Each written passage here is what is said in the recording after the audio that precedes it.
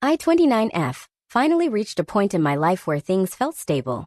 I had a decent job in marketing, I worked hard, and after years of budgeting, sacrificing nights out, and living modestly, I finally paid off my small condo in Charlotte, North Carolina.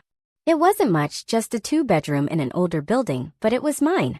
No mortgage. No roommates. Just peace. My parents, Elaine, 58F, and Mark, 61M, had always hovered in this weird middle-class limbo. Not poor, not rich, just chronically bad with money. They never really saved, lived check to check, and always had a new reason they just couldn't get ahead. Medical bills, car repairs, helping out an uncle with some mysterious debt, you name it. I love them. They raised me with what they had, but growing up, I was always the responsible one.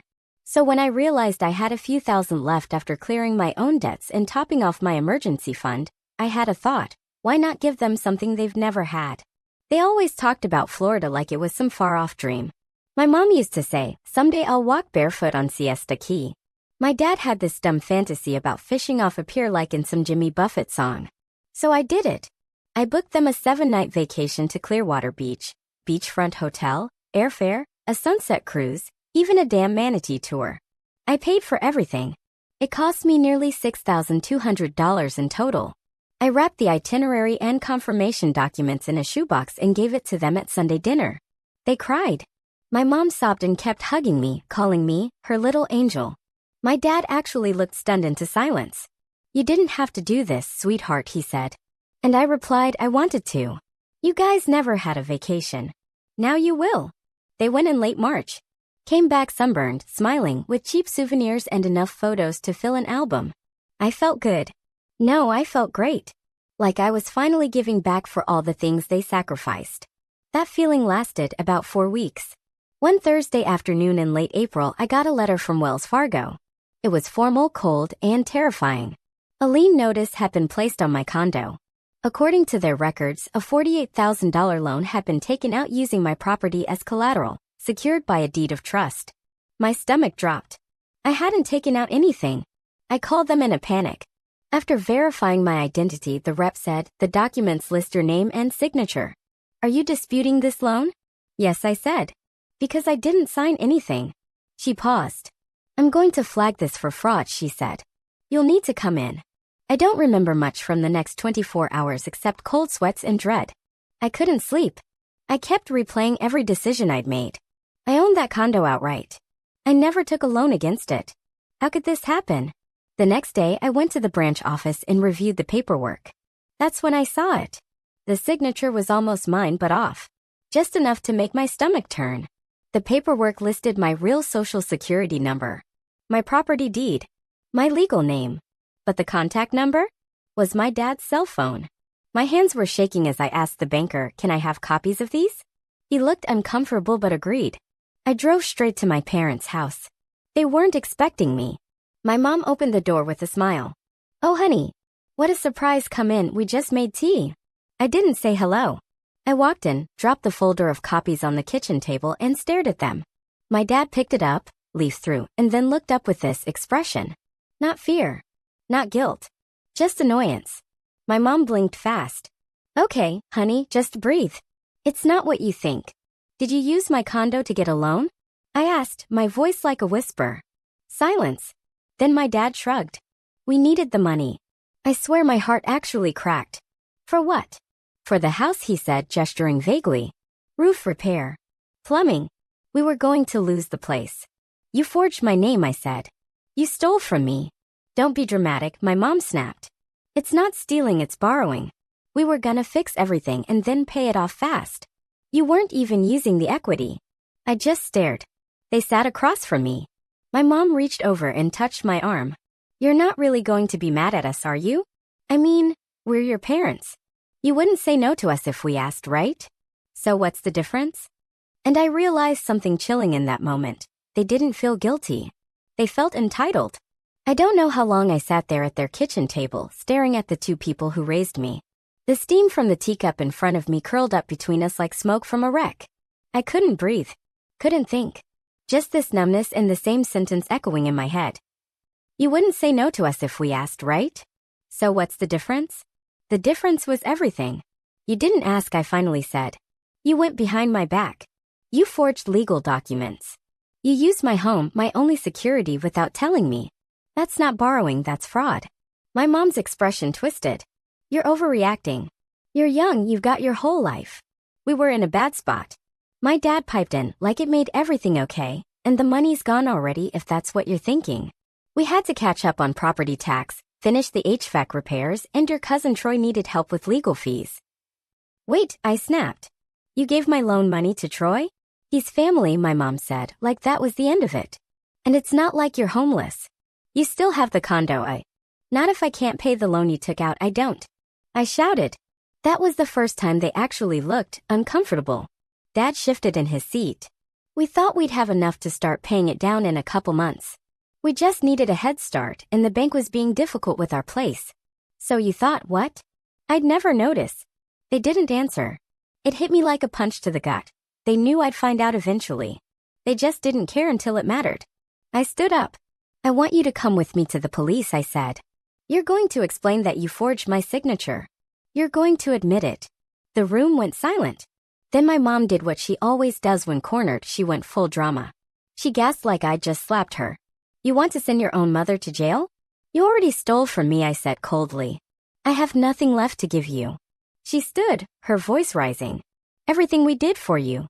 You think we were perfect parents? No. But we fed you. Clothed you. You think that condo just appeared for you out of thin air? That made me laugh. Like, really laugh. Bitter and angry. I worked my ass off to buy that place. You know it. You never gave me a cent for it. My dad shook his head. This is disgusting.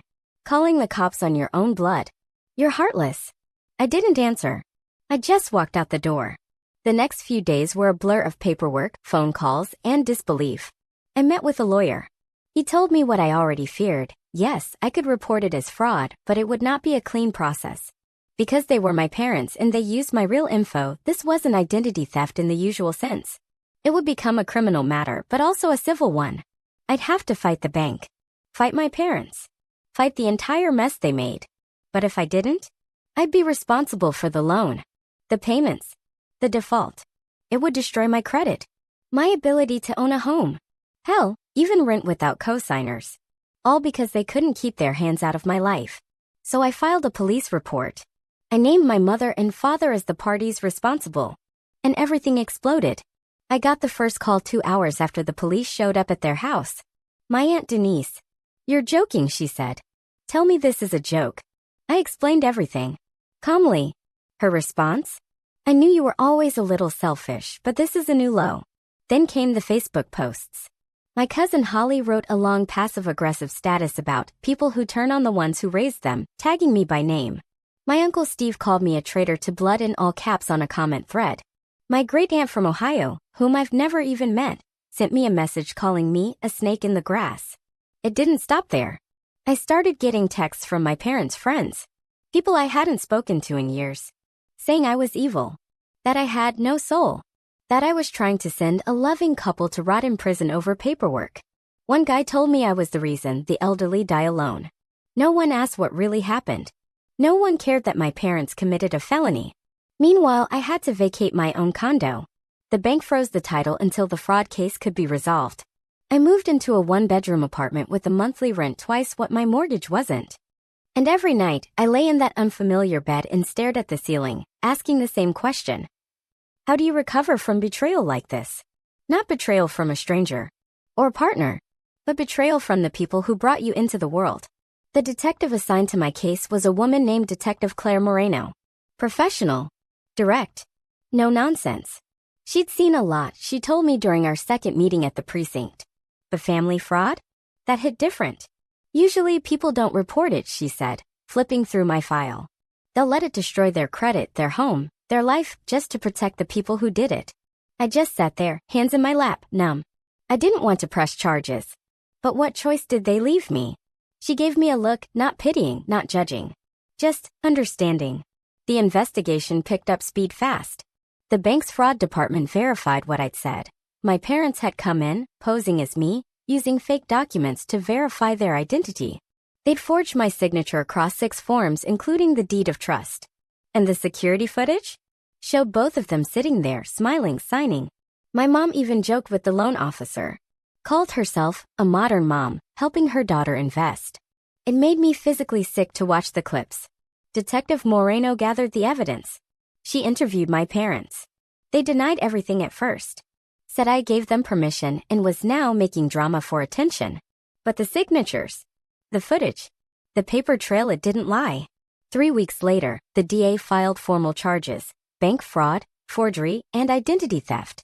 They were arrested. I found out when my phone exploded at 6 a.m. My cousin Cynthia left me a voicemail screaming, crying, calling me a soulless bitch. My Uncle Ray wrote a Facebook post with the words, "She should have never been born." My own sister, Jennifer, 32F, texted me just 2 words. "You win." Let's talk about her for a second. Jennifer and I were never close. She was the golden child growing up. The pretty one. The favored one. The one who got away with everything and always had a bad back when it came time to help around the house. When I bought the condo, she said, "Don't let it go to your head." When I got promoted, she said, "Must be nice not having kids to worry about." But now she decided I'd declared war on the family. She told everyone I'd planned this for years, like I'd been lying in wait, just dreaming of getting our parents arrested. She even sent me a photo of my mom in a holding cell, head down, wrists cuffed. I stared at it for 10 minutes. And I'll be honest, I didn't feel anything. By July, the fallout was nuclear. I'd been cut off from nearly my entire extended family. Birthday invites? Gone. Christmas texts? Ghosted. Even my childhood best friend, Laura, whom I hadn't seen in a while but always kept in touch with, sent me a long message telling me she couldn't co-sign this level of cruelty. Meanwhile, my finances were a nightmare. Because the case was still pending, the lien on the condo was still active. I couldn't refinance. Couldn't rent it out. Couldn't sell it. I was locked into an apartment I hated, using money I didn't have to keep my head above water. I started seeing a therapist named Janine who specialized in family trauma. During our second session, I finally cracked. I gave them a vacation, I said. A goddamn gift. I just wanted them to feel appreciated. And they destroyed my life in return.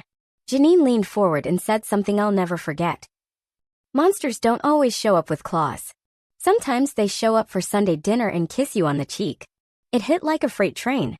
Because that's what this was. My parents weren't just careless or misguided. They were predators. They saw an opportunity. They took it.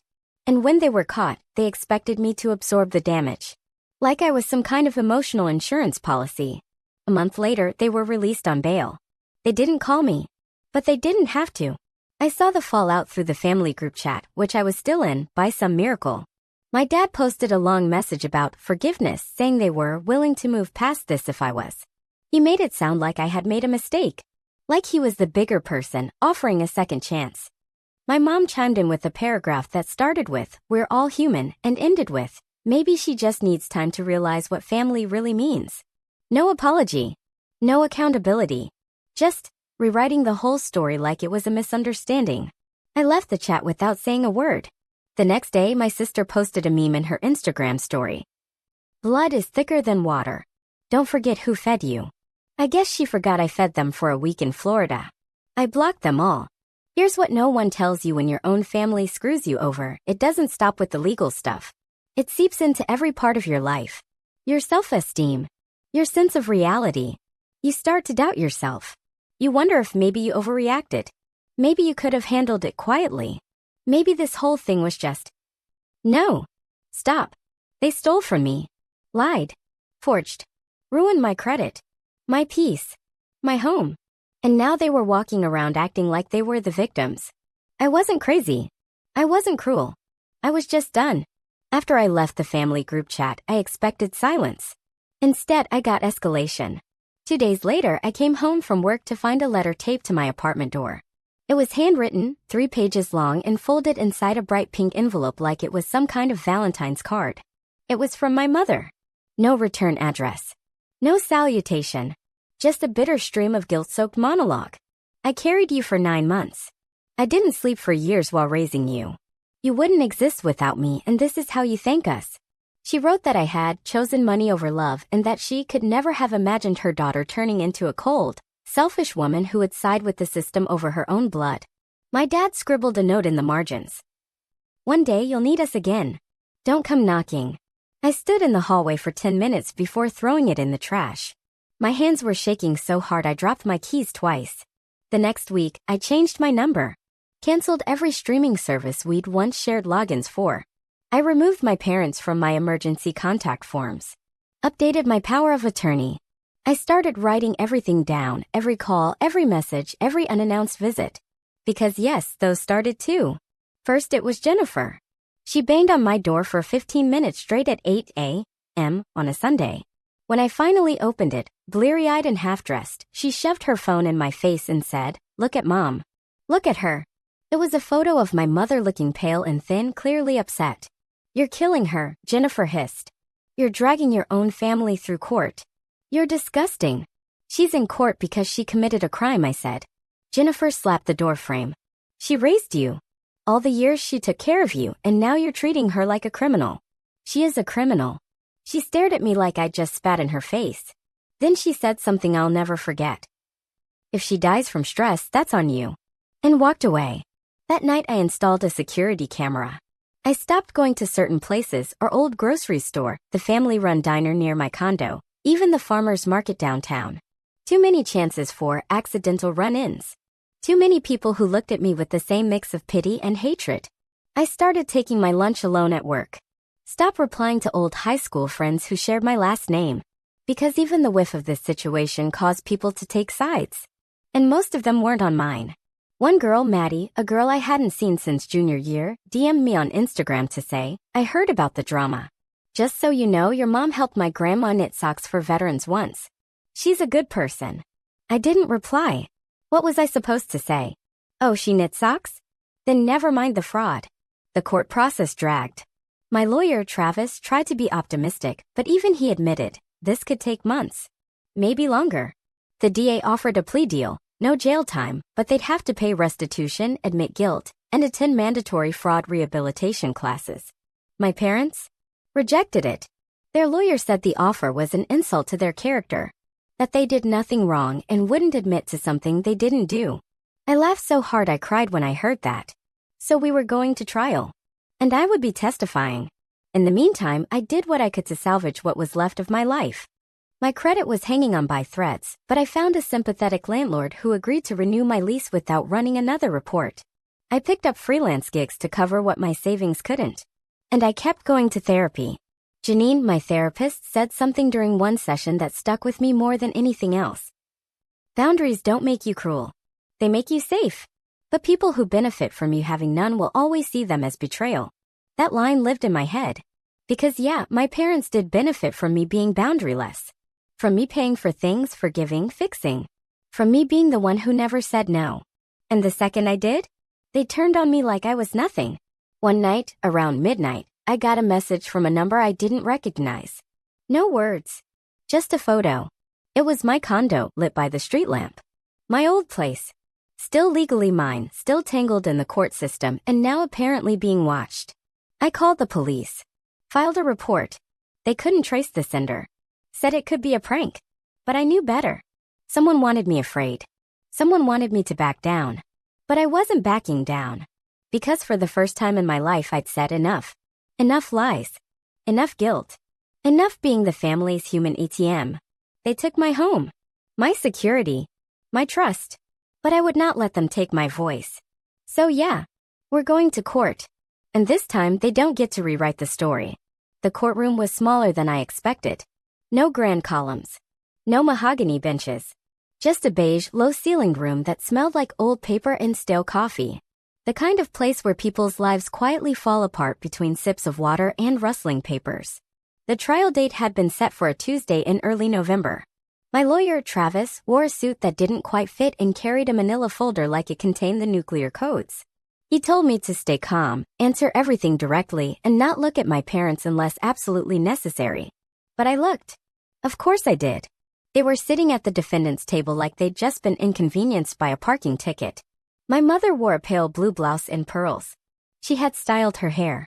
My father looked bored, flipping through some paperwork with his reading glasses perched on the edge of his nose. No remorse. Not even a flicker of it. They glanced at me once when I took my seat. My mom gave me this tiny shake of her head, like I was disappointing her. My dad didn't even blink. The DA's opening statement was clear. This is a case of financial betrayal from those who were supposed to protect the victim most. And then I was called to the stand. I've never felt my own heartbeat so loudly in my ears. It was like my blood turned to static. But I told the truth. How I worked for 8 years to afford that condo. How I gave them the vacation as a gift. How I received the lien notice in the mail. How I discovered the forged documents, the fake number, the security footage. How they never denied it, only justified it.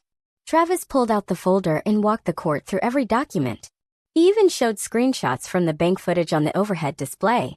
My parents squirmed for the first time when that happened. Then came cross-examination. Their attorney, some slick guy named Reed Whitman, the kind of man who probably makes smoothies with protein powder and bullshit, smiled at me like he already knew my blood type. Miss Callahan, he said, your parents raised you, did they not? Yes. And they provided for you, yes? I stared. To the best of their ability. He pounced on that. So you admit they sacrificed for you? I'm not disputing that, I said, jaw tight. So when you gifted them a vacation, it was from a place of love? Yes. And that gift, did it come with conditions? I blinked. What? Did you say at any point you may go on this vacation, but you may not seek financial help from me in the future? I just laughed. You're seriously arguing that a vacation was an open invitation to commit fraud? There was a murmur in the courtroom. Even the judge frowned. Reed shifted, clearly irritated. I'm simply trying to establish that there was a pattern of financial support. And I'm saying they turned that pattern into an excuse to steal from me. That shut him up for a minute. Then it was their turn. My mother went first. She took the stand like a pageant queen giving a farewell speech. Spoke softly. Hands folded. Talked about the pain of motherhood and how finances were tight. And we just wanted to make things easier for the family. She actually said, we only did what we thought was best for everyone.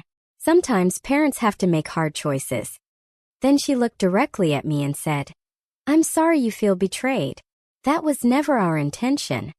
Not, we're sorry we did it. Just sorry I felt bad. My father was worse. He acted like the whole thing was beneath him. Told the court that he had handled the loan paperwork, that he had looked into legal ways to get the financing but ran out of time. He referred to the condo as family property multiple times, even though my name was the only one on the deed. When asked why they didn't just ask me, we didn't want to burden her. He said that, as if forging my name and ruining my financial future was less of a burden than a phone call. The trial lasted 4 days. On Friday afternoon, the jury came back. Guilty. On all charges. Bank fraud. Forgery. Identity theft. Sentencing was scheduled for 2 months later. They wouldn't be taken into custody immediately, but the judge made it clear. Jail time was very likely. My mother cried as the verdict was read. My father stared at me like I had just stabbed him. I didn't cry. I didn't shake. I just sat there perfectly still. Because there wasn't anything left inside to shake. The fallout was instant. Jennifer blocked me on everything.